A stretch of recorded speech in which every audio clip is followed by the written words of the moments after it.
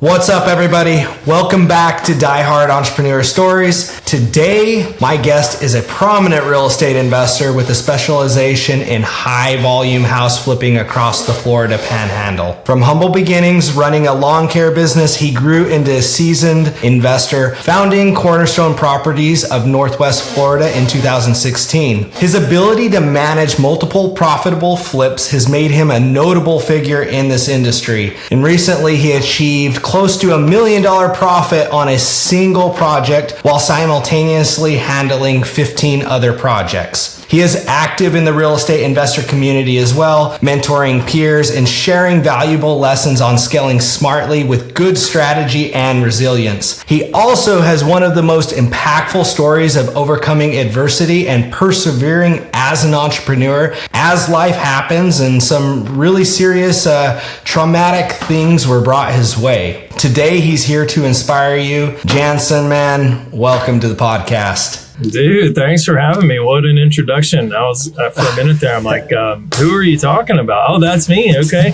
Cool, man. Thanks. Yeah, of course, man. Come on, dude. Give yourself some credit. Dude, before we jump into your story a little bit, let's talk about this. You know, I said almost $1 million gross profit there, but I remember this time, you know, this was when the market was starting to shift. I think we were at an event, and I remember you telling me, they're like, I think it's going to be $1 million, but it's going to be pretty close here. And then, you know, a minute ago before we jumped into it, you were saying it was like sub 900 or something like that. Is that correct? Yeah.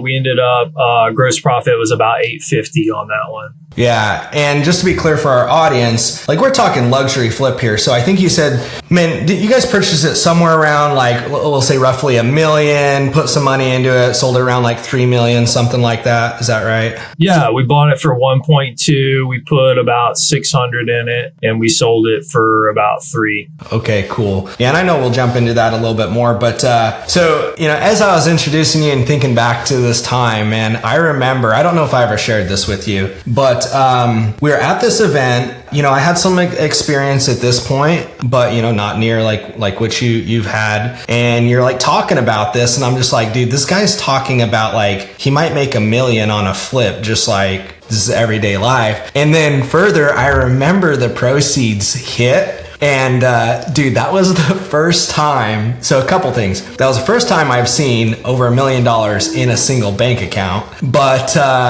that was the first time I also had ever seen $1 million wire, you know, because you have your cost of goods sold and everything like that. But I think the wire was like somewhere around 1.2 or something. But you actually pulled up your phone and showed it to me. And dude, I don't know if I ever shared this with you, but man, I was like, this guy's crushing it. He's awesome.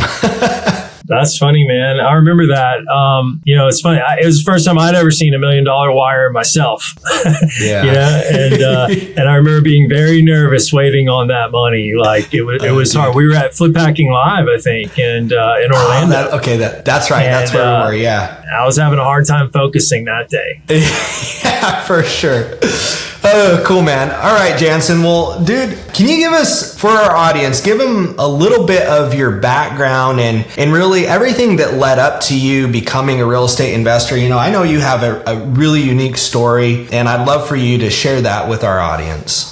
Yeah, sure, man. So, you know, I was thinking about where to start this story. I think in the middle. I think in the middle is kind of a good place to jump in. Let's do it. So I am 23 years old where we're going to kick it off. Okay. I'm 40 now. All right. So that means this is like, it's like 2007. All right. Okay. And 2007, Devin's getting ready to graduate high school, and Jansen's out there in the world already crushing it. Let's do it. Yeah. Let me tell you how much I was crushing it. So I had just quit my restaurant job. I've been working at a restaurant. I was cooking in a kitchen out at the beach, and I was going to college at the same time, failing out of college.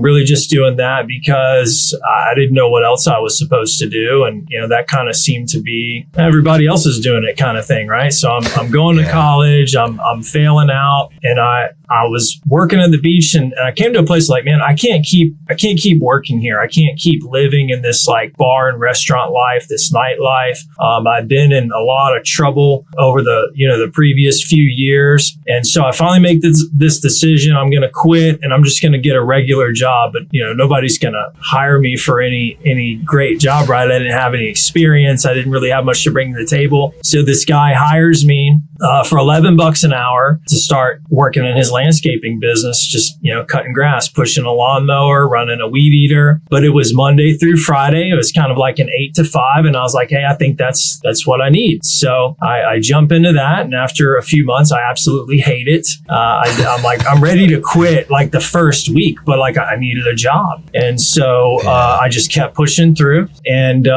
anyway, after a few months, I start to realize like, hey, this isn't that bad. And over time, it ends up being the winter time. Fast forward a few months, it's winter time. And now like our hours are getting cut back, because it's, even though I'm in Florida, I'm in North Florida, wintertime, everything slows down. And so I'm making $11 an hour. I go from working like 40 hours a week to 30 to 20. I'm down to like 15 hours a week. I'm like, man, I can't keep doing this. So I start to get this idea, like, what if I could start my own business? It'll take me a little while to get it off the ground, but like, what if I could start my own business? The nice thing is it's the easiest business to start, landscaping business, right? Like you don't need much. You don't need much. And so I get this idea, and after I think about it for a while, I finally decide, man, you know what? Like I'm going to go for it. I had a pickup truck already. I borrowed some money to buy like a riding lawnmower and a trailer. And then I maxed out a credit card to get all the other stuff I needed, like a backpack blower and all that. And I just went for it, man. And I remember this vividly. My goal was to make more than $11 an hour. Like that was it. Like that was a win for me. Like if I could just make more than $11 an hour and I have my own business, then I'm winning, right? And so that's what I did. I dropped out of college, finally, called it quits on that and just went for it. Dude, I love that. Oh man, I love that so much, especially since I don't know if you know this about me, but I also started a landscape business when I started going to college. So I was going to college. Yeah, man. So I was going to college, and man, I was working 2 jobs, and then all of a sudden I was working 3 jobs because found out FedEx would help supplement tuition if you worked there. So I worked it was 3 a.m. to 6 or 8, and then I'd go to school, right? I was like, I need control over my time. And similar to you, I was like, dude, how hard is it? I actually knew a guy that had a landscape business, not a guy. He was my age, and he was very successful. And I was like, how hard would it be to mow some lawns for some people? Yeah. So similar to you, I got some equipment. It was pretty easy, a couple $100. And then I built on top of that, started doing bigger jobs, so on and so forth. But yeah, man, I think that's really cool. Like I totally see that vision. What I really love about you, because I wasn't like this, is it sounds like very quickly you were all in on the thing enough to where you dropped out of school. Yeah, man. I think at that point I really just didn't have anything going for me, and I knew I wanted something more. I didn't really know what that looked like, but the more I thought about this, I'm like, man, maybe this is my chance to do something. It was better than what I was doing. I was making $11 an hour, failing out of school. The previous few years I'd been arrested like 5 times. Nothing major, but I was in and out of jail, arrested for, underage drinking, possession of marijuana, just stupid stuff because I was living a stupid life. And so yeah, I wanted to get something going. And, but because of all that stuff and just kind of my upbringing, I was also like, I had a lot of self-doubt, man. I was scared. I really was scared to do it. And maybe that's kind of what drove me to kind of go all in was I I was afraid I couldn't do it. Like I couldn't start this business. I couldn't make it. And I think that fear kind of drove me to really go all in on it. You know, it was one of those, I like to call them pivotal moments, man. It was like one of those pivotal moments. I'm like, I've got to get out there and try something, and it's sink or swim kind of thing. And that fear, I think, helped kind of just push me over the edge. Part of just fear of being a failure, you know? Yeah. And man, I let that motivate me. I love that you brought that up. That's so different from what I normally hear. You know, I know there's two sides of the coin there, but you know, a lot of times it's that fear of failure that prevent people from doing things. But if I'm hearing you correctly, what it sounds like is you've had all this stuff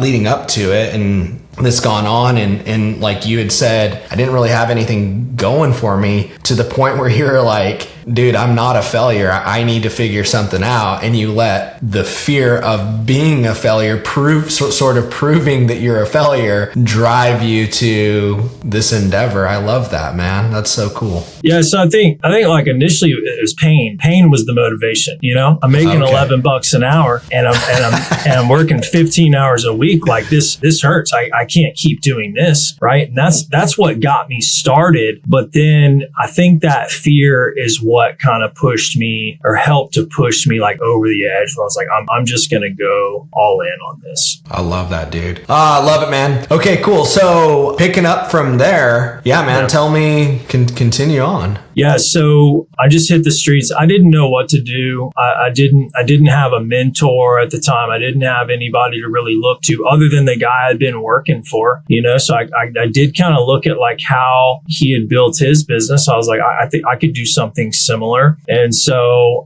went out, got some door hangers made up. And I just remember like March, you know, springtime rolls around, and I just hit the streets. I started knocking on doors and just hanging door hangers. And I'm like, hey, who needs their grass cut? I'll do it for $25. Cause remember, my goal was, I just wanted to make more than 11, you know? So like if I could do one an hour, man, I'm sitting pretty, right? So I just started knocking on doors, seeing who needed some grass cut, man. And that's really how it started picking up an account here and there. And then, you know, people like, hey, do you want to do some landscaping work? Do you want to do some sprinkler work? I'm like, sure. I have no idea how to do that stuff, but you know, I'll figure it out, man. So I just started going. That first summer was rough. There's a lot of bumps, you know, along the way. Sure. It's just, you know, you're just figuring things out the hard way, school of hard knocks. And, but you know, over time I did it solo the first year. First winter was brutal. Didn't know if I was going to make it out. You know,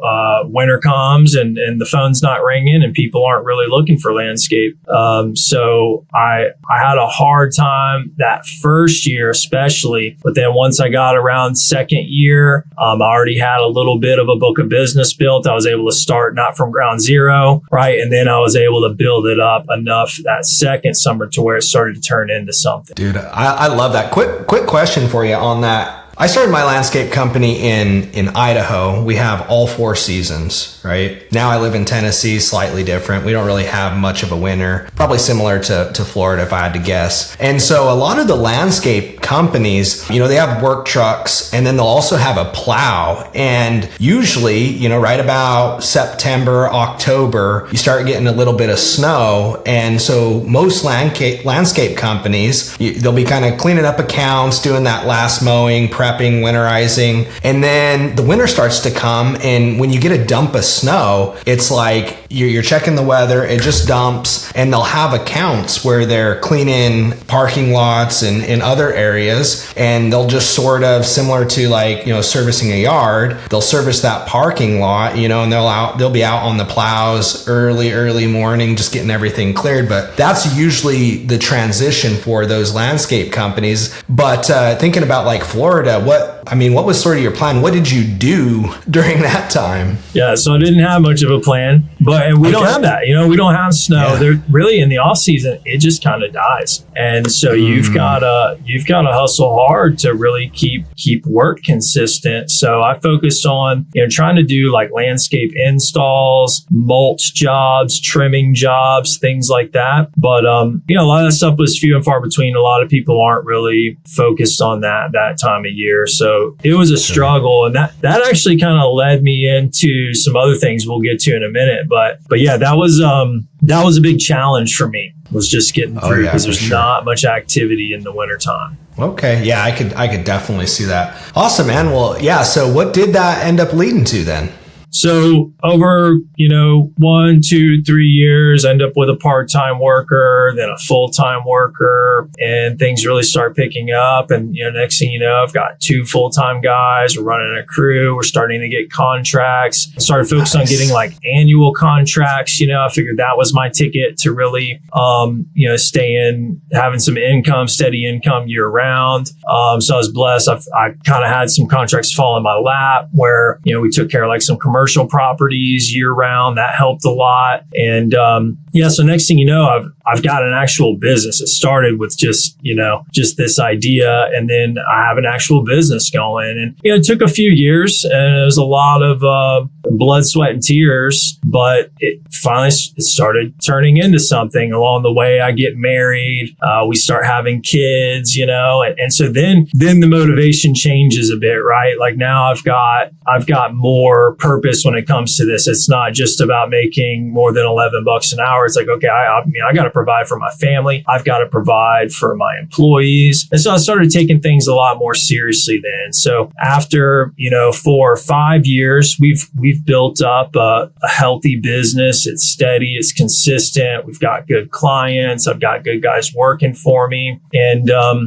from there, where things kind of started to change is, well, first, I still have this problem of like, what do we do in the wintertime? We were doing marketing, and I'm sending out mailers. We're still doing door hangers, and we're hitting people up, to do, these landscape jobs and trimming jobs and all that. But one spring, I'm sitting there, I'm doing the math. I'm like, man, I'm about break even in the wintertime. After I pay my guys and we're doing all this stuff, I'm grinding as hard as we can. And I'm about break even because we're spending all this money in marketing, and my guys, they like to get paid year round. I didn't want to, do like I didn't want to cut them down to $15 an hour, because I knew what was going to happen. They're going to leave. And so that's when I really started thinking hard, like, man, what can I do in the wintertime? And so that led me to this idea of like, hey, what if we could like fix and flip a house in the wintertime? Ooh.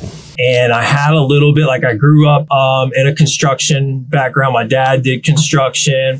So I was around that. I knew, not a lot, but I knew a little, about a lot, and knew enough to be dangerous, And so I had this idea like, hey, what if we could fix and flip a house? Well, we bought our own house. This was, in kind of like the bottom of the market, where we had picked up a fixer-upper ourselves. And so I started talking to my wife. I said, hey, what do you think about what if we fix up our house? The market's starting to get a little bit better at this point. Now it's coming up on like 2014, I think, 2015. Things are starting to move here. 2012 was kind of like that rock bottom. And I'm like, hey, and that's when we bought our house. And I was like, hey, what if we fix our house up? We sell it. We can make some money on it. And then we take that money, and then we'll go buy a fix and flip, and we could start doing like, what if we could do like one a year? And she's like, hey, that would be pretty cool. And I was like, I think it would be cool too. And like over time, like maybe we could do 2. Maybe we could do 2 a year. I don't know. And so that's how we started getting into the real estate world. I was like, man, I think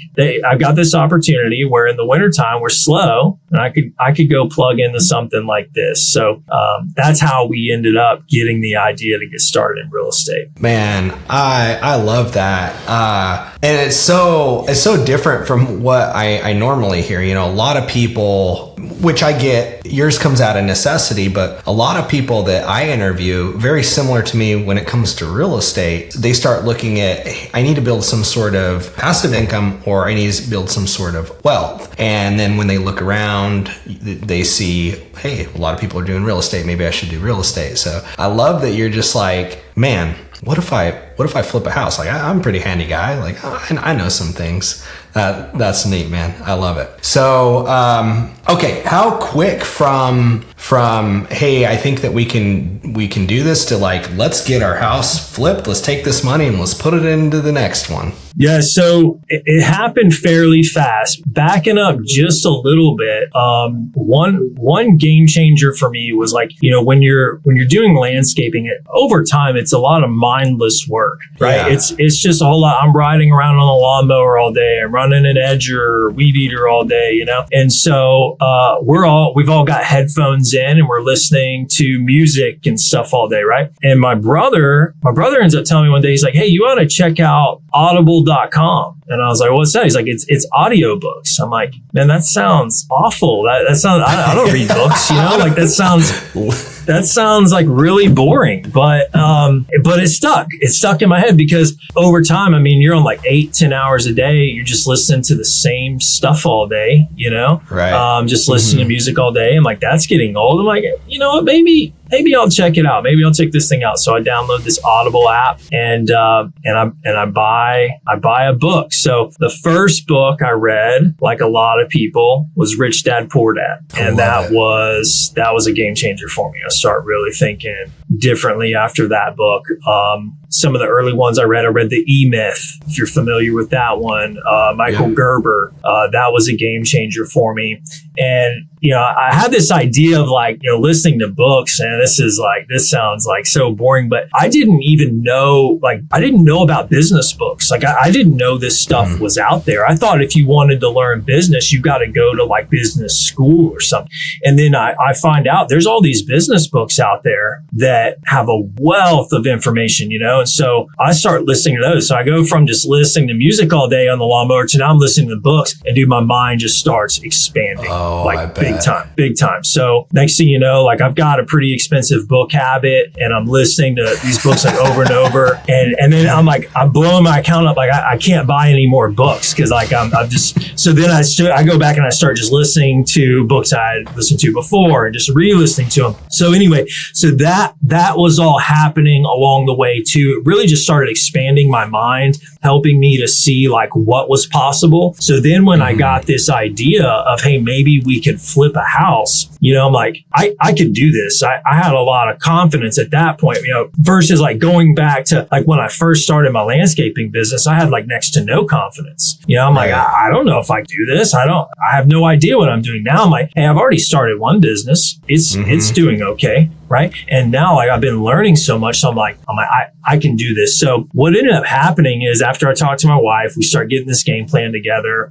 Wintertime comes up, we start fixing up our house and we've got this plan. Here's what we're going to do. Come springtime, we'll list it, we'll sell it. We'll then start telling people about it. I'm like, hey, I'm going to start flipping houses. And there's a guy in particular, this guy named Scott.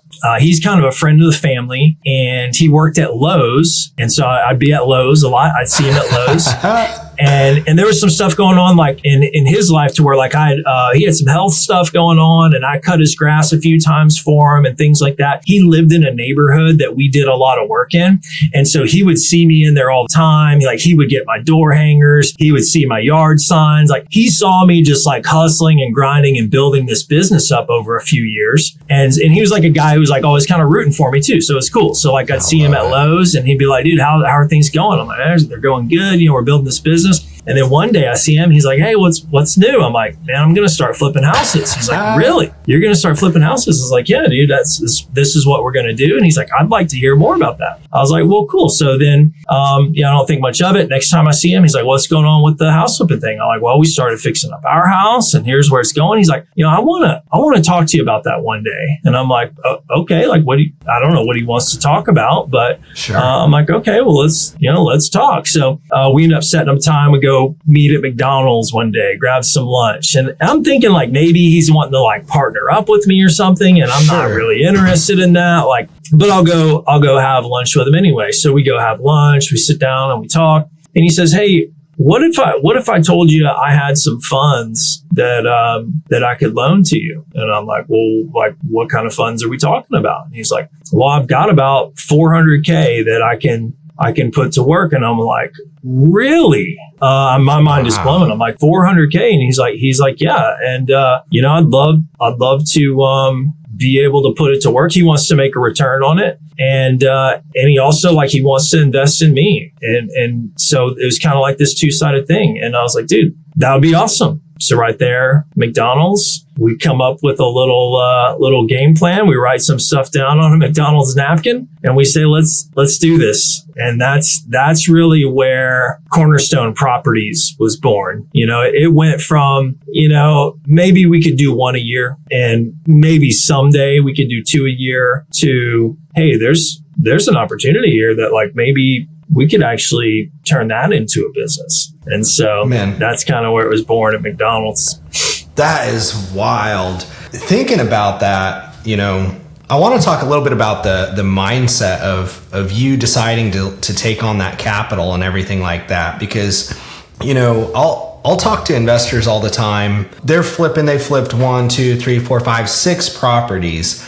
And they're like, man, I don't know. I don't know that I'm ready to take on other people's capital. And I'm not suggesting anybody should or shouldn't, but one thing that I identified from you immediately was you saw it as an opportunity. And then it almost sounds like, I don't know if this is the right word, but it sort of like created some more ownership and accountability, like almost like legitimized the business plan you had in your head. Tell me a little bit about that. Well, I think reading those books, for one, really kind of shaped how I thought about money. I think like I learned from reading Rich Dad, Poor Dad. I learned from reading these things. Like money's a tool. You can use it. You can put it to work. You can leverage that. And so I wasn't afraid of the money, I think, for one. Two, I also knew what it was like to have no money. I knew what it was like to be just flat broke. And so, and I wasn't scared to go back there if that's what it ended up being, because like, if that's it, like if worst case, I'm broke again, like, well, I've dug myself out of that before, I could do it again. So I wasn't scared of that. And Scott and I had this trust that was beyond, just a business relationship.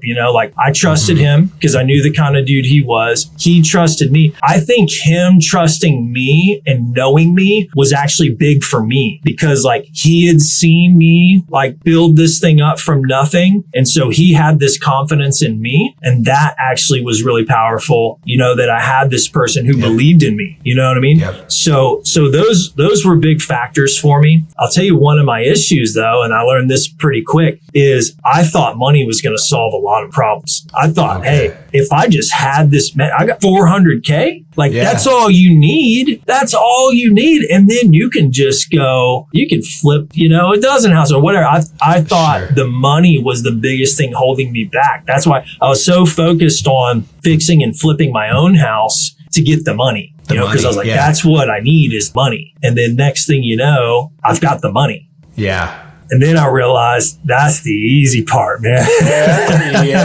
That's the easy part. That's how it goes. I had a similar journey in that realization. I want to take like half a step back here. There's something really important that you had said. You talked about how Scott was investing in you. I think you actually said that. And then how the fact that he was willing, like those actions actually like built your confidence because you're like, yeah, man, this dude believes in me. You felt like somebody was there believing in you. And I know that feeling as well. But this is one thing that I'm realizing more and more, the more capital that I raise, is that people are investing in me, even when it comes to, I do wholesaling too. So, taking a contract and selling an opportunity to an investor like you. And, ultimately when I'm selling a property to somebody like you or selling a contract or an opportunity, it has to be an opportunity, right? A deal is a deal. And I don't know if any of this sounds familiar to you, but what I see from my investors is they're also investing in me. Like if I send them a deal, they know, they're like, oh, hey, this is a deal. Like, because they have this relationship with me and it just makes the transaction go smoother. They're happier. Like it just makes for a whole better deal. But like you were talking about with people lending you money, when I'm raising capital, I see it more and more. I mean, I've had newer investors usually start really close, right? And then as you expand out, your relationships vary. But I'll have people that start to get to know me, and then they're like they really like take an interest in my life. Like I can tell it's like they're investing in the company. They're investing in because it's founded upon me. And I don't know if any of that resonates with you, but I wanted to draw that out because I think that was not a misconception that I had, but initially not a true understanding that I had. I didn't really know that. I thought it was always just about the deal, you know? Yeah, dude. And that was huge in the beginning. I think that's spot on what you're saying. And I do think, yeah, he was investing in me. And that took a lot of pressure off because we had this understanding with each other. Number one, like, I trust you. I know you're going to do right. Number two, you trust me. You know, I'm going to do right. And whatever happens with this real estate deal, hey, let's be honest, we don't really know what's going to happen because we haven't done this yet. But like whatever comes out of it, like we're going to do each other right. And if I have to go back and, you know, cut grass for 5 more summers to pay you off because I just screwed this whole deal up, like we know like we're going to be okay, you know? And so that's empowering. Yeah. In a lot of ways, sure, you know? Yeah, especially at that stage, man. That's good on you. That's amazing. All right, man. I'm enjoying this. Continue on, please. Yeah. So we sit down, we write that agreement up, and then we're like, okay, so now what? You know, short version is it's 2016 now, and we're coming out of a big wave of foreclosures, and that's all the talk in the real estate world at the time is foreclosure. So I'm like, okay, well, we need to buy some foreclosures then. I guess that's what you do. How do you buy foreclosures? Oh, well, they're just sitting on the market. You get a real estate agent, and you just go and you buy those. You know, so okay, well, we get a real estate agent. Hey, do you know where some foreclosures are? Oh yeah, we got plenty of foreclosures. Okay. So we start looking at these deals. We start making offers on deals. You know, in the meantime, of course, like, man, I'm studying, I'm reading, I'm learning like crazy. That's what I'm doing at night. You know, I'm up all night, just doing everything I can to learn about this. Like, you know, the construction side is one thing, but like, I don't know how to find good deals and sell deals and, you know, all that sort of stuff. Right. So I'm just learning. But we start making offer after offer after offer, and we don't get any deals. We just keep getting beat out. And so what we find is like that it was an REO market, right? The real estate owned. Once every state's different. In Florida, you know, once it's gone through the foreclosure process, it goes through the auction, the bank kind of repos it. Then the bank puts it on the market. Those are the ones we're bidding on, these REOs. And there's just a ton of people buying those up at the time. And so we just couldn't get the deals that we were looking for. I'm being, you know, fairly conservative too, because like, you know, I don't want to like overextend myself and overpay. But I think we were probably 0 for 12 or 15, maybe more. And I start to think, man, there's got to be a better way than this, you know, like, and so I start to read, learn more. And what I find out is that before they become these REO bank-owned properties, there's an auction process. There's a foreclosure auction that happens. Those are cash-only deals. It's like, you know, the old, like, they sell them on the courthouse steps kind of a thing, right? Yeah. But, you know, and that still happens in some places where they truly sell them on the courthouse steps. Here, it's an online bidding system. And so I start to dig into that. Well, how do you do that? And so I start to learn that game. You've got to, you know, you got to do your own title work. It's like a buyer beware situation. You don't get like a clear title, you know, guaranteed or anything like that. So I figure out that piece. And as I start to dig in, I find there's like a handful of players in this market that they're buying a ton of these things. Ooh. And you can actually go back, you know, like a year, 2 years, and you can see all the properties that they've bought in the past. So what I do is I just start making spreadsheets and start digging in, and I just start like basically like stalking these guys. And there's 2 in particular that I start like following. And so I go back and I start seeing every house that they bought, what they did to it, you know, how much they bought it for, how much they sold it for, how long it took them. And I just start studying these guys. And then we get into the auctions. We start making some conservative bids on auctions, and we're getting beat out by these guys, and we're getting beat out by these guys. And I'd watch them. This is happening over the course of like a few months. I watch them and see what they do with the properties over time. And I'm like, okay, that's interesting. I got beat out because I was thinking maybe we had to do all of this work to it. And they didn't do a whole lot, man. They just stuck back on the market. That's interesting. So anyway, I'm just studying, learning. And then we finally find our first deal. And, I'll never forget it, man. We're in the bidding room and we're bidding it up, and it's a live auction. It's like high stress. I mean, you can hear your heartbeat, because like these auctions kick off every morning at 11 a.m. and by 11:15, you might own a house. I mean, it happens really quick. And so, and you make a bid, or let's say you get somebody bids over you, then you have literally like 2 minutes to up your bid or pass on it. Come back up. And yeah. So we make a bid, and the screen gets the little green bar on there saying you're the high bidder. I'm like, yes. And then it turns red. You're the low bidder. I'm like, oh man. So we bid up another $1,000. You're the high bidder again. It's just back and forth. And then boom, the thing closes, and it's like, you just bought a house. Oh my gosh, we just bought our first flip house.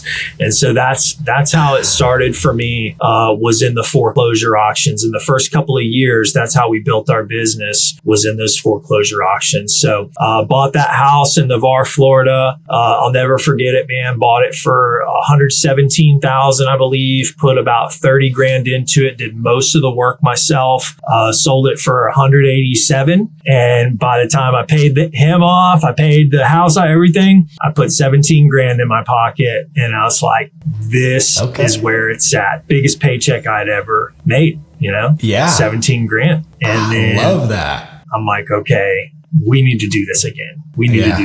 Where's our next one? And so then, we're back to work on the auctions. Yeah. And then you just like wildfire from there, I'm sure. Yeah. So, I mean, I'm doing the math. I'm like, dude, 17 grand. How many yards do I have to cut at $40-$50 a pop to make 17 grand? It's a lot, Not that flipping the house was easy, but I'm thinking, man, you can stack that kind of money up a lot faster than $40-$50 at a time. So first year, we sold that one over the summer. We bought another one in the fall. First year, we did 2. And so I was like, okay, cool. 2. I mean, really, that was what I hoped to do originally, get to a place where you could do 2 a year. Right. And so we do 2 that first year. Next year we did 6. Next year I think we did like 10 or 12, and then that's when we started really, it starts to get to a business level, almost like that landscaping. In the beginning, I'm just like, I'm knocking on doors. I'm just trying to make some money. I'll do just about anything. And then over time, though, it's like, hey, this could be an actual business, right? So as we started building that up, I'm running my landscape business at the same time. So I got 2 businesses going. A lot of days I'm still having to be on the lawn crew during the day. I'd work to where like I wasn't having to be on it every day. I could be at these houses, but sometimes I just didn't have a choice. I'm doing both. And I figured, I got a family, and that landscape business was consistent. I wasn't ready to just start, living off of these flip profits, because you just never know. You never know. Sometimes you make a profit, sometimes you don't. And you never know when that's going to come. So I did both for a couple of years as long as I could. And I just started stacking up that flip money until I was comfortable to say, okay, now I'm going to sell the landscape business. And so I sold that. A guy still has that business here. What's funny is he actually we have a commercial property. He actually rents parking spots from me now, and cuts the grass here at our commercial property. Still runs that business. So that's kind of cool. So then we went all in on the flip business. I love that, man. And I love how you talked about that transition, because I think that's huge. That's something we talk about a bit on this podcast, because, don't get me wrong, I'm all for burning the ships, but I'm also for a good strategy, right? And whether it was premeditated or not, doesn't really matter. It sounds like you were like, hey man, this cash flow is sustaining me. I have my freedom, somewhat, right? For the most part, enough to be able to flip houses on the side, so to speak, right? I'm going to keep this thing going for a while until I really get this thing up and running, to have the same, equal, more, whatever cash flow going. And meanwhile, you're just stacking up this cash with, I'm not sure what you were doing with it at that point, but like just the fact that you transitioned and that was the progression, I think is huge, man. And you tell me, but I think probably what led to, or partly what led to a successful transition over into getting into it full time. Yeah, I think, in the beginning when I started that landscaping business, I had nothing to lose. So it was nothing for me to put all my chips on the table and go all in, because I literally just had nothing to lose. But fast forward now, I've got a family, man. I got, they're counting on me, and I still have this landscape business. These guys are counting on me. So I did have something to lose then. So I had to be smarter. It's different, when you're young and you're single. That doesn't mean you can't do it. But at that place in my life, I was like, I need to be a little bit more wise than I was before. So I was willing to do both, even though it was hard. It was really hard doing both. But I felt like that was the wise thing to do, especially, my wife, she's a lot more conservative than I am. And that's what, oftentimes, right, you got an entrepreneur spouse and you got to meet in the middle of all this stuff, right? So that was how we were able to work that out. And I'm glad we did it that way, because I learned a lot in that period too. Yeah, that's amazing, man. I love it. Okay, cool. So it sounds like, if I heard you correctly, you have sort of like this sequential flip going. Like you flip one and you pick up another one, then you pick up another one. At what point did you transition to like, all right, but what if we could have 3 projects at once, that sort of thing? Yeah. So spot on. That's what it was. We do one at a time. We buy one, we get it to the market, we sell it, we buy another. That's how it was in the beginning. Then it's like, okay, you buy one, you get it to the market, and then you go ahead and buy another one. But it was still just one at a time. And so I started thinking, hey, how do you do this? How do you get to where you can be running multiples at the same time? Well, first I knew I got to get rid of this landscape business so I can have more focus. But then I'm like, okay, I need to learn more. I need to find somebody else that's doing what I want to do. And at that point I'd realized, I'd learned over the years that like, I need somebody that I can copy, I need somebody that I can look to and learn from. So, I decided I need to find some sort of like a place I can plug in and learn. That's how I found out about the 7FF group, right? Flip Hacking Live. I heard there was going to be this event in 2018. So this is, 2.5 years after we started, and it's out in San Diego, and they teach a lot of this stuff. They teach a lot of these systems and processes and different things. So I had a goal that year to go to a real estate conference. I didn't really know what that was going to look like, but I found this one and I said, hey, this sounds cool. Flip Hacking Live. So my wife and I flew out there, and that's where my mind just got blown, because I'm trying to figure out, how do I go from flipping like 8 and 10 a year, one at a time, to, maybe like 15, 20, 25. And then I get out there and I find out there's guys that are doing 100 a year. And I'm like, whoa. Insane. Okay. Yeah. At that point, when you see that level of scale, it's just, even now, everybody's at a different place. Even now, like, I'm looking at guys doing 200 wholesale transactions a month, and I'm just like, dude, what? But, I know there's people looking at me and it's like, or 200,000 in transactions is what I meant. Looking at me and they're like, dude, that's a lot. And so it really, it's perspective, but man, that's insane. I love it. Yeah. So once you see somebody do that, I think it's kind of like, you ever read that book, The 10X Rule, Grant Cardone? Yeah. When you start to take your goals, your dreams, you 10X them. If I want to flip 10 houses a year, well, how do I flip 100 a year? And when you really start thinking like that, you shift your thinking in a way that like, now you're in that right place. Like now you're in a place to where if you really want to solve that problem, you really want to figure that problem out, that's the level of thinking that you need. It can't be that same level of thinking that you've had. You gotta trade that in for some bigger thinking. So getting around those guys, just opened my mind up to what was possible. So now all of a sudden, okay, if they can flip 100, well, I know I can flip 20, Yep. Yeah, absolutely. Oh man. Okay, so you get into this group. At what point does it really start to take off? And at what point are you like, hey, I'm full time now, or were you already at this point? So by then, let's see, 2018, I'm still running my landscape business. I got home. It was in spring of 2019. So that event was in October of 18. Spring of 2019 is when I sold the business. I already had that kind of in the works at that point. And so then I'm all in. My mistake then was trying to do too much. So okay. We went to that event trying to figure out how to source deals. That became like our biggest challenge, is how do we find enough deals, because it starts getting more and more competitive in the auctions. I bought from some wholesalers, and I'm seeing the kind of money they're making without ever flipping the house, right? Without ever touching it. Yeah. And I'm thinking like, man, that'd be nice, like maybe we could do that. So we came home, started doing marketing. We started doing wholesaling, started to ramp up our business at the same time. And that first year was, post Flip Hacking Live, we joined the 7FF group. That first year was tough because I kind of spread myself a little too thin. I wish, I wouldn't do it any different. I got no regrets. But if somebody was asking me how to do it, I would say, keep your focus narrow in the beginning and really build some strong momentum in one area before you branch into another. So, almost, I don't want to say a setback, but that year we were learning a lot. We were learning the marketing, we were learning the wholesaling. So 2018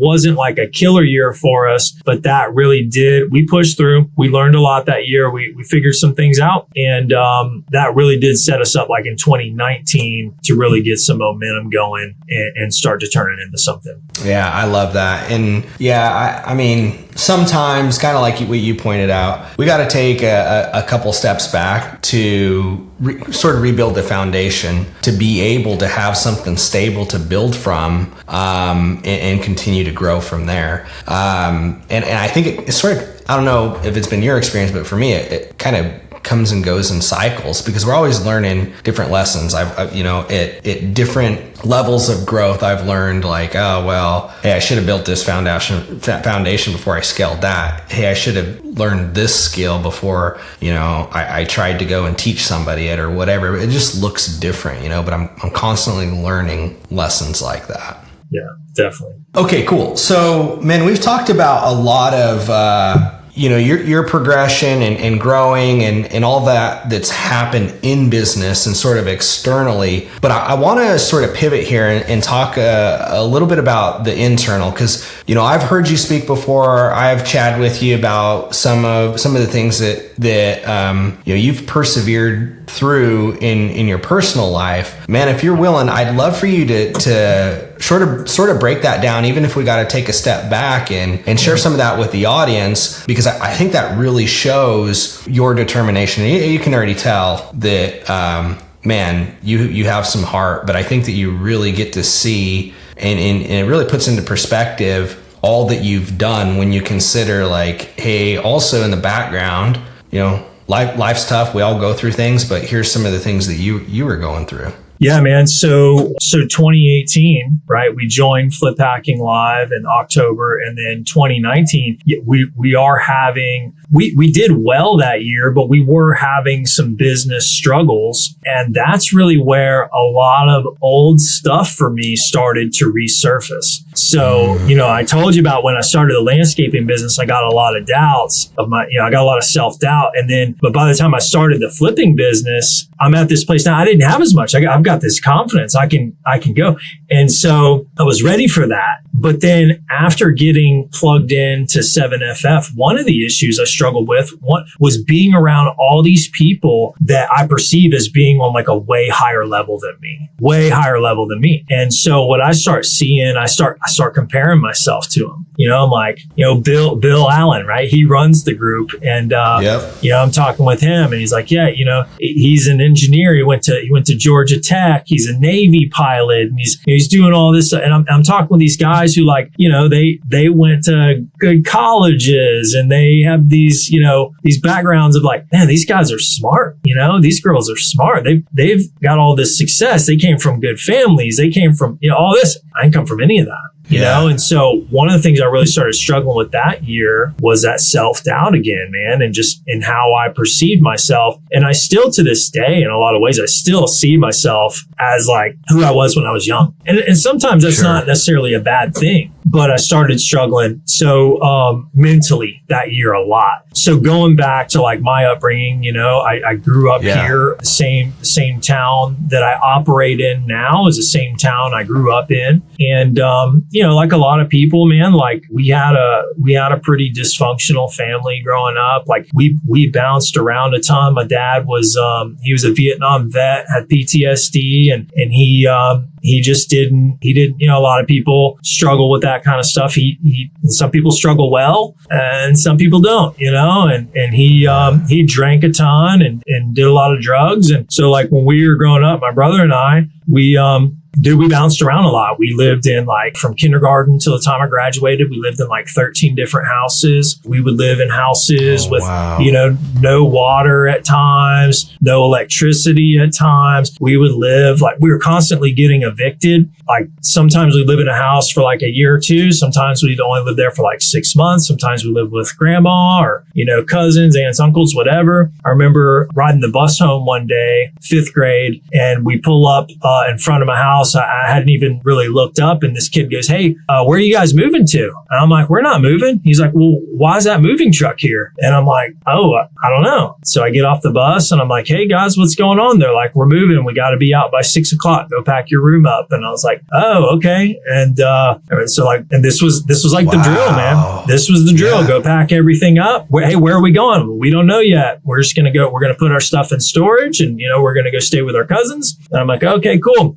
And like that time in particular, like we go stay with our cousins for like 6 months. And we don't know what we're going into. Yeah. And so like all our stuff is in storage. We got like a bag pack thinking maybe we're going there for the weekend, and you just never know, right? With that was the life we lived. And so yeah, growing up, man, it was tough.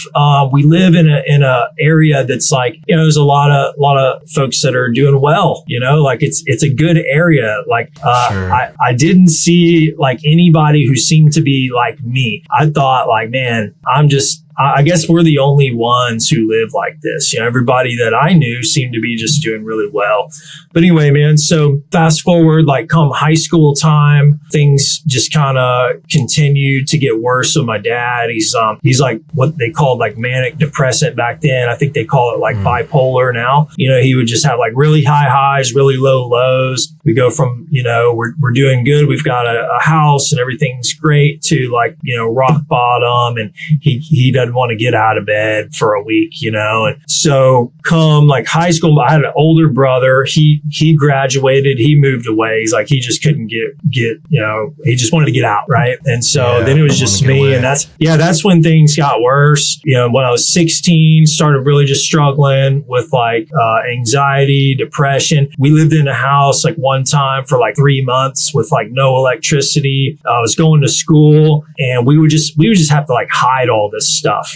Like we just kind of pretended everything was okay. And so I just have to just like put this face on every day and go to school. And so, I had some real tough times through that. Fast forward when I was 19, I've told you this story. Like, we're having like a little bit of a Super Bowl party at my house. I'd moved out, living with some friends, and I was supposed to hang out with my dad that night. And, he sent me a text like, "Hey man, are you still coming over?" And I forgot about it. And I was like, "Oh man, we got some people over." And so I was like, "Hey dude, how about I just come over, at halftime? Will that work?" And he's like, "Yeah, sounds good. I'm cooking some fish. I'll have it ready for you." I was like, "Okay, cool." Well, then he texts me at halftime and he's like, "Hey, where are you at?" Oh man, halftime came fast, and so I just didn't reply. Like, I got friends at the house. I'm just going to avoid that one. I'll call them tomorrow. Next morning, I got a phone call from an investigator and let me know that my dad had put a gun to his head and killed himself that morning.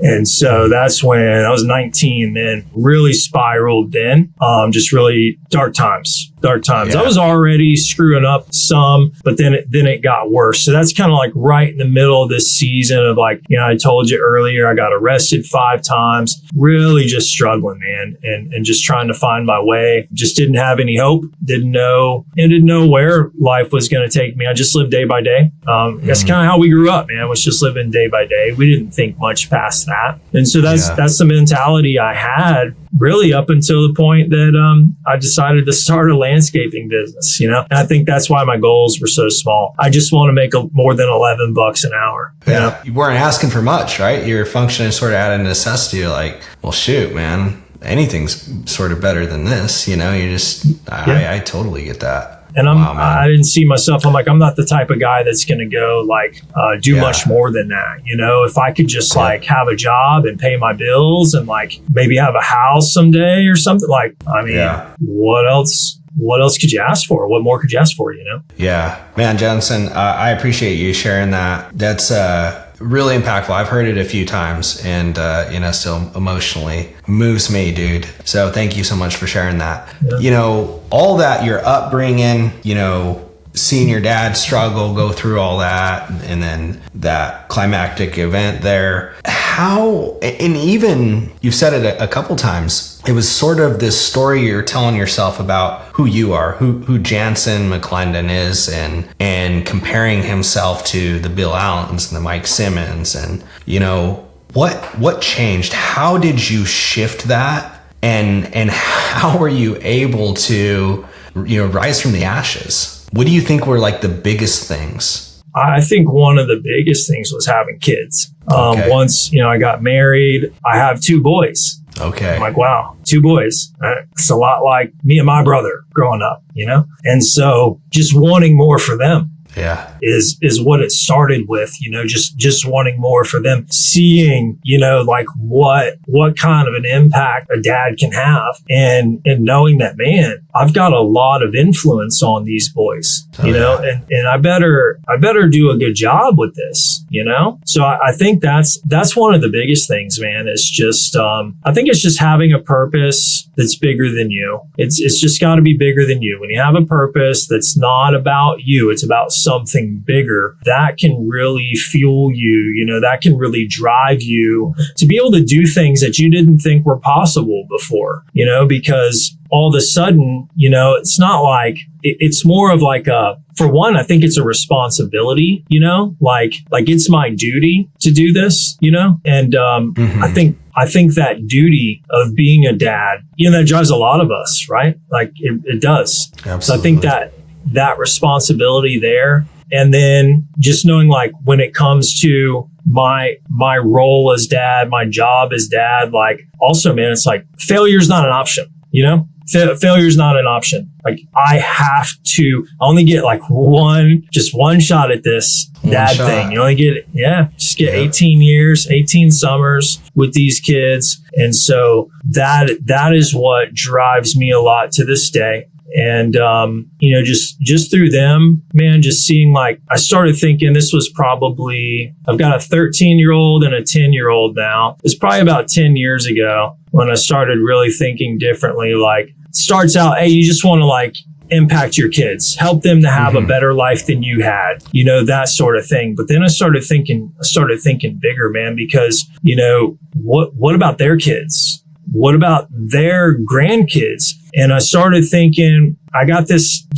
thought one time. I was just reading about Abraham in the Bible and how like through his life, the generations that were changed, you know, and seeing like, I mean, you're talking like hundreds of generations from this guy who was willing to like step out in faith, you know, leave his old life behind and step into a new life. And so I just got this idea of like, maybe my life is meant to change the trajectory of my family. And so we don't have time to get into all this today, but I grew up with a brother, it's my older brother. But then when later in life, I found out I also had another brother and a sister, half brother and sister of my dad's. And so actually met them for the first time at my dad's funeral. Believe it or not, man. In the front row of my dad's funeral, he you was knew like about them before the funeral, and then you met them, or you found out about them at the funeral? Found out when I was 16. I came across this photo album. It's Christmas Eve. I came across this photo album, and I asked my mom. I said, "Hey, who's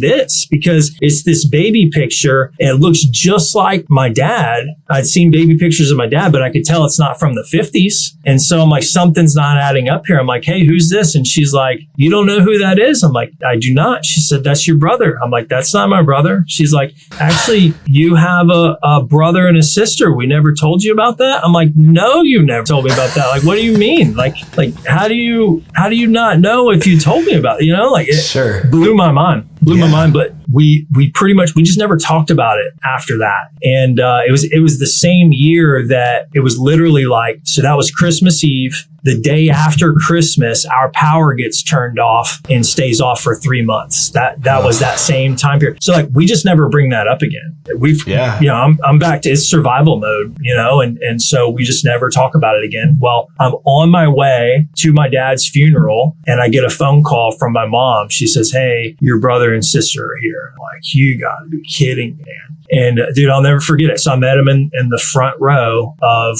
my dad's funeral. So I bring that up because they weren't raised by my dad. Obviously, they were raised by their stepdad, and they're great. I found out later, like, they were doing really well in life. That was a lot of the inspiration and hope that I got, because like I came from this jacked up family where like all I saw around me was jacked up, and it wasn't just us. It was like uncles, aunts, cousins, everybody. And I just thought, well, this is just who we are. We're just this messed up family. But then I see them and they're doing well and they're like same blood as me. So I'm like, hey, maybe it's not just like our family. Maybe these circumstances have a lot to do with it. Like maybe if I could change my circumstances, maybe if I could change my behaviors, then I could change my results. And I got a lot of hope from seeing that in them. But when they turned 18, they changed their last name to their stepdad's last name. Okay. Of course, my sister's married now, so she wouldn't have the last name anyway. So it's just my brother and I who have this McLendon name. My older brother, he's not married. He has no plans to have kids. And so, and my dad only had sisters. So we are literally like the last McLendons. And man, that means so much to me, that like the family tree, like the family name, it runs through me. And so I feel like this tremendous responsibility to change that name, to change the family tree. Starts with me, through my boys. And so my goal is to do that for the next 10 generations. That's how I think is through the next 10 generations. Like that's the kind of impact that we can have. If that's the impact we're probably going to have, whether we're intentional about it or not, Yep. And so I ought to be intentional about it. I ought to do everything I can to impact that as much as I can. So I know we're I'm doing the weave. I'm doing the Donald Trump weave, right? So. No, you're good. I love this, man. This is going to be a little longer episode than normal, but we're going to do it. I'm all good with it. I love, I don't want to digress too much, but there's this, I'm huge. I'm a philosopher, right? I've always been into psychology, into philosophy, into logic, I'm a big thinker. And there's this school of thought that, on the one hand, it doesn't matter. And then there's this other, on the other hand, like, hey, you could be the one. And I fall on that side of, hey, you could be the one. And I think what changed for me, because I never used to be like that. I used to be more so of, hey, I'm called for a reason here. And I'm going to, stewardship's always been within me. I'm going to maximize that. But once I'm gone, I'm gone. And I think what shifted for me was also having kids, because I looked at it and I was like, I look at my family and, both sides are sort of jacked up and, on the one side, maybe a little bit more so. And on the one side of my family, I can't really see past my dad. There isn't a whole lot there, that I even know about. It's just the way it is. And I look on my mom's side and it goes back a few generations. And so I kind of differentiate like why, because I've tried to dig in on my dad's side. And it's because on my mom's side, where it goes back, those people have done really impactful things. One of, I named my, my oldest, his middle name after, my great grandfather. And why did I do that? Because this dude, during the war, him and his family packed up and came to the United States. Like they did some pretty impactful stuff. Like, as a matter of fact, I would not be here had that not happened, right? Yeah. And so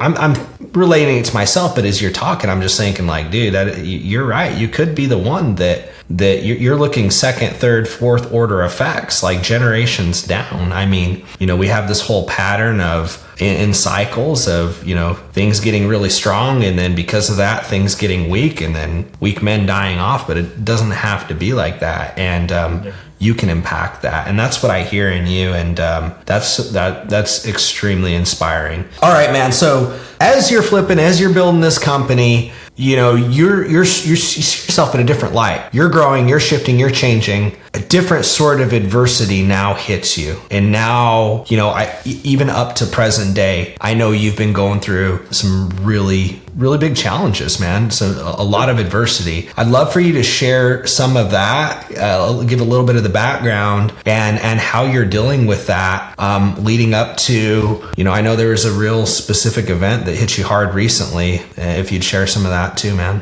Yeah, man. So 2018 or 2019, I go through some of this self-discovery again. It's like, okay, I'm on to new challenges, bigger challenges. And I've reached this place where like the old me is not capable of solving these problems. Right. So I got to level up. And so I worked on that.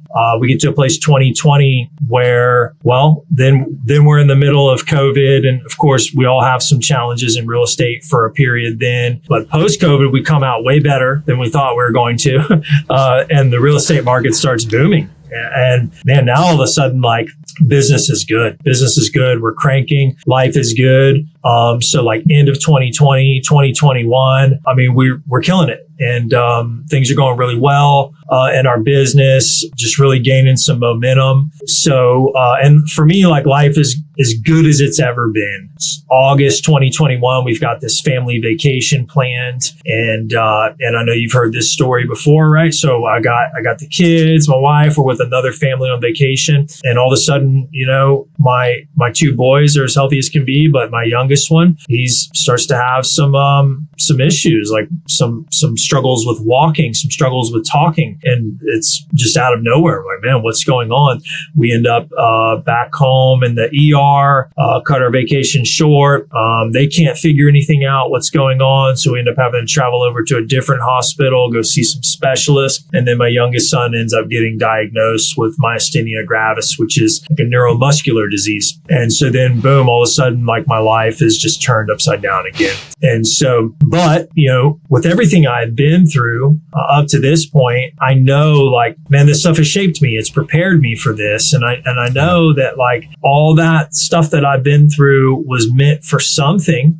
I think everything has a purpose. And so, I knew at that time, I really did. Like, I mean, I had my doubts, I had my struggles, but I knew like God had prepared me for that moment. And so anyway, man, so over the next 3 years, it's been a little over 3 now. We're just in and out of hospitals. Jace, that's my youngest son. It was just before his 7th birthday. He was diagnosed. He's 10 now. Man, he spent about 100 nights in the hospital. He's had a couple of major surgeries, a handful of minor surgeries. He's on a lot of meds every day. Literally right now, we've got a nurse at the house doing an infusion, his weekly infusion for him right now. And, it's just been a lot of struggle with that, man. He went from being a perfectly healthy kid the summer of 21. He's on a soccer team, to today. Like, if he wants to walk more than like 50 or 100 feet, he's going to have to use his wheelchair to get there,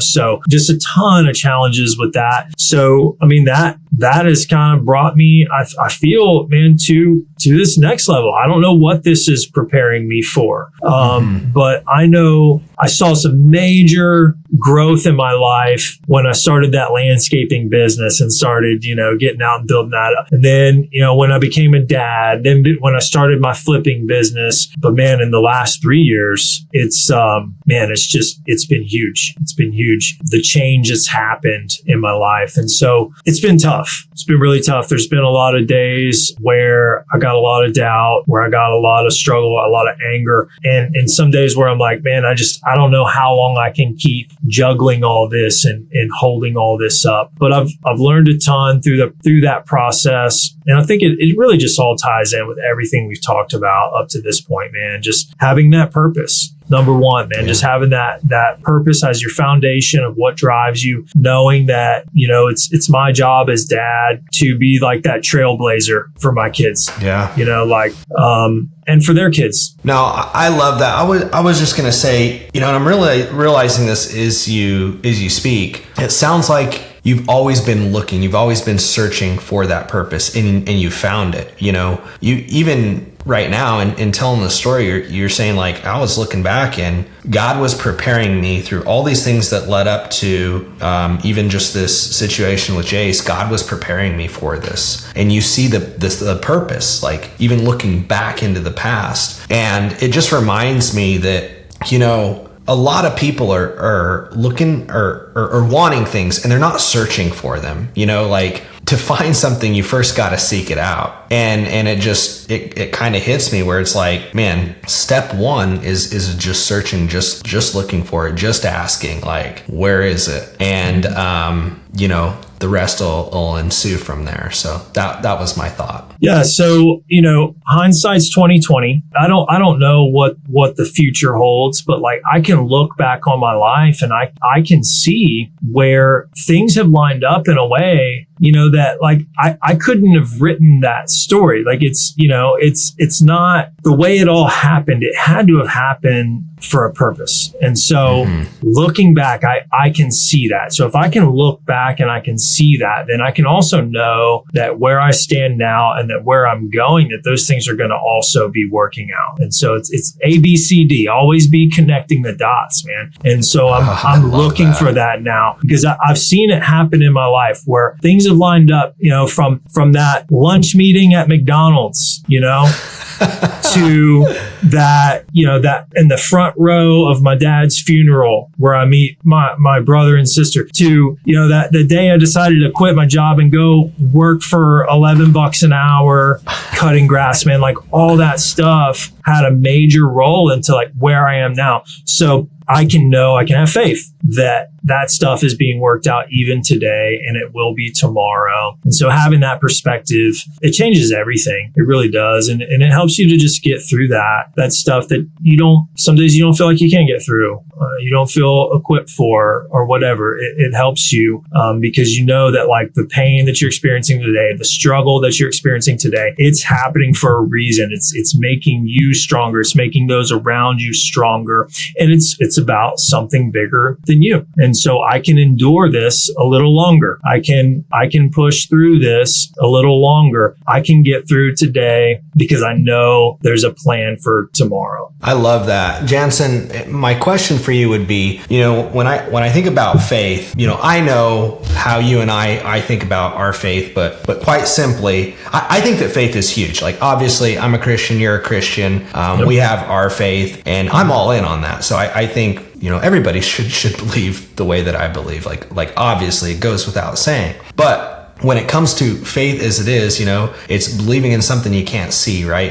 We'll dumb it down super simple. I think it's important for everybody. So much so it's one of, our company's core values. I've seen it even in business. And when you're learning something new and you're not quite sure, and it's like, hey, just believe in the process, keep following it, you'll get the feedback. And I've always seen good things play out. That's why I'm so huge on it. What would you say for those that are struggling with having that faith? I think look back, man. Look back on your life and find those times and find those moments, those pivotal moments in your life, and just be intentional and look for that. Yeah. And just look at how you got here, how you got to listening to this podcast today. Do some critical thinking. Yeah. I love it. Yeah. Yeah. Okay. I really think that itself. You had an acronym there, ABC, always be connecting the dots. I love that, man. Yeah. I love it. All right. So as you continue to connect the dots, you build this business, you start doing, I don't know how many dozens of flips at the same time. We do this $1 million flip, which is a huge thing. And where does that sort of lead to today? Tell me a little bit about that. Yeah. So, fast forward to today, we're coming up on about 200 flips completed for, in my career now. We've done probably coming up on close to 100 wholesale deals. So, I love it.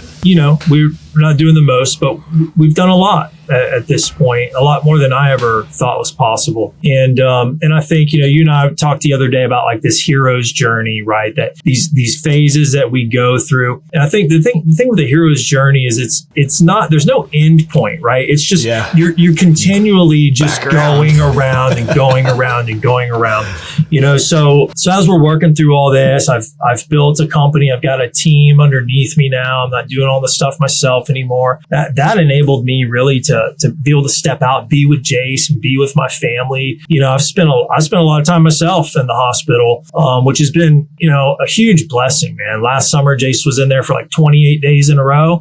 I was there for 28 days in a row too, man. I never left.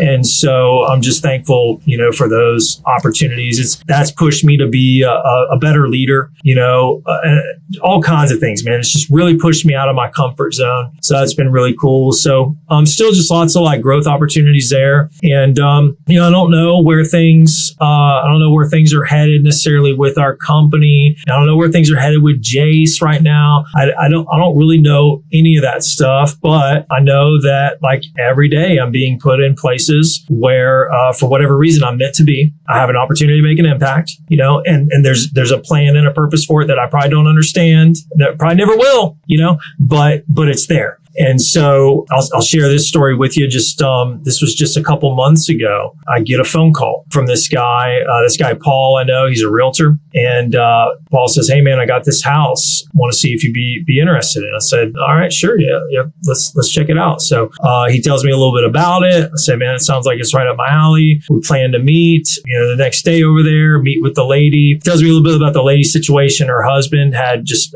he passed away like a couple months before, just out of the blue, unexpected. So now she's a widow. She's left in a tight spot. It's just not a good situation. She needs some help. So I say, "All right, understood, man. What's the address?" He gives me the address. I'm like, "Oh, that's the address, huh? Okay." So like, I don't know that street number, but I know that street. But I'm like, "Okay, I'll meet you over there tomorrow." I write it down. I get off the phone. I immediately just go on Zillow and I pull it up, and I'm like, "Dang it, man. That's what I was afraid of." And so I start having these doubts, man. I start questioning, like, man, maybe you shouldn't do this one. Maybe you should just call Paul back, text him, say, "Hey, this one's not for me. Just move on," because you don't want to go over there, right? And I'm just like struggling in my head, and I'm just like, no, I'm not going to do that. So, I decided to just go over there anyway, meet with, Miss Sherry is the lady's name. And so I go sit down, meet with Miss Sherry. She walks me through the house. We talk about everything, and we sit down, and she says, "Could you make me an offer on the house?" And I'm like, I don't really, I don't really want to make an offer, but yeah, I can make you an offer. She needs a cash buyer, man. The house, it needs some work. She needs to do something fairly quick. And this lady's sitting here like asking for my help, man. So I'm like, yeah, I can do that. So I agree to, go back, do the math and put an offer together for her. So I go home and call her back the next day. I said, "Miss Sherry, here's what I can offer." She says, "Okay, well, I want to let you know I got somebody else looking at the house also. And, I'm going to wait to get their offer and I'll let you know." And I'm like, perfect, because I don't want to buy this house anymore. I don't want to buy it. And so anyway, a couple days go by. She calls me back and she says, "I want to sell the house to you." I'm like, okay. So she said, "What's the next step?" I said, "Well, just come over. I'll meet with you. We'll go over the contract together and we'll just go from there." So I go sit down with Miss Sherry over at her house, and we just talk through the contract, go over the terms, everything. I said, "Does that sound good to you?" "Yep, sounds good to me." Okay, so we sign. And so then, I tell her, I said, "Miss Sherry, I got to be honest with you. Like, I didn't really want to come over here the other day." She's like, "Really?" I'm like, "Yeah, I really didn't. But I just felt like I was supposed to. For some reason, I felt like I was supposed to. And I'm glad I did." And so I asked her, I said, "Miss Sherry, do you remember a guy back in like early 2000s lived next door to you? His name was Mr. Alex." She says like, "Oh yeah, I remember Mr. Alex." I said, "Yeah. Do you remember there was a suicide in that house next door to you about 20 years ago?" She says, "Oh yeah.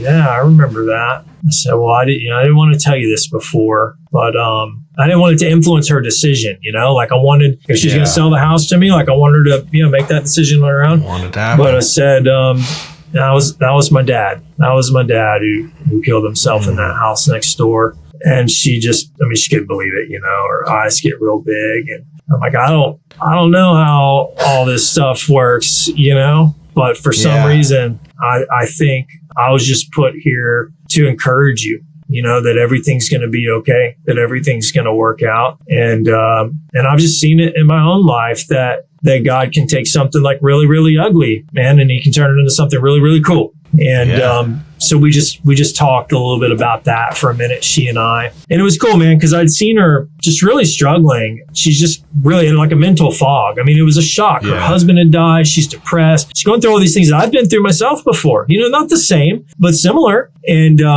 after we talked and we get this little game plan together for her, to sell this house and get into a new place and all this, I see her just kind of like light up. I see her just like everything just changes, her body language, everything, man. And it was cool. I just knew for whatever reason that all lined up. That all lined up like that so that I could be a blessing to her. She could be a blessing to me. And so it was this really cool thing, man. So we just closed on that house a few weeks ago. We're getting ready to flip it. We ended up, funny enough, man, my church group, she actually goes to my church. I didn't know her before, but that's the connection. And a church group got together. I ended up going with them. We helped her pack up all her stuff and move it into her new house. It was a cool thing. And so yeah, man, so she's in a new place. We're getting ready to start rehabbing her house, turn it into something cool. And, I thought a lot about this. I thought a whole lot about this. And I was talking to my wife about it. What a trip, dude. Yeah, just, wow. How is this? It's just so crazy to me. It's 20 and a half years ago. And it's still hard for me to go over there. Still hard for me to be in that neighborhood. And, but man, those two houses to me just really kind of paint the picture of it all, of like on the house on the right, Miss Sherry's, that's that picture of God's got a plan. God's got a plan for your life. And that house on the left tells me, man, so does the devil. So does the devil. And we get to choose every day which one we're going to walk through. Do we want to walk in faith into a good plan? Or do we want to like let our fear take over? Do we want to, let our self-doubt take over? Do we want to just let our circumstances take over and let that evil plan take over and have its way? We get to choose that. That's how I think, at least. And yeah, man, so it's cool. I don't even know. Who knows what else is going to come out of this? I don't know. But it's this picture to me of these choices that we get to make every day, man, of just which door we get to walk through. And we get to choose that. No matter what, man, we get to choose that. And that's really powerful. I love that, man. That's one thing that I'm starting to see more and more as I get older in life and as I get more experienced as a business owner. Life's a game of choices and decisions that we make, and so is business. Our business successes are our judgment on quality of our decisions. And I love that depiction that you just drew.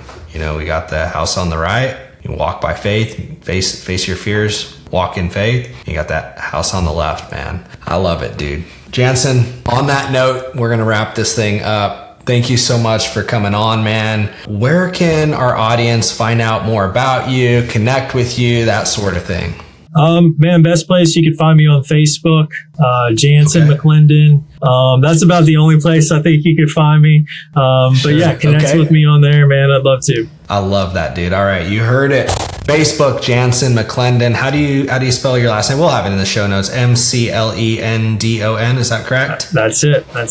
Got it. Cool. Well, awesome. Well, Jansen, thank you again for coming and inspiring us and sharing all those stories, man. I know it's going to impact our audience for the better. Yeah, my pleasure, man. Thanks for having me, Devin. All right. Thank y'all. Thanks for joining us again. Until next time, we'll see ya. See ya.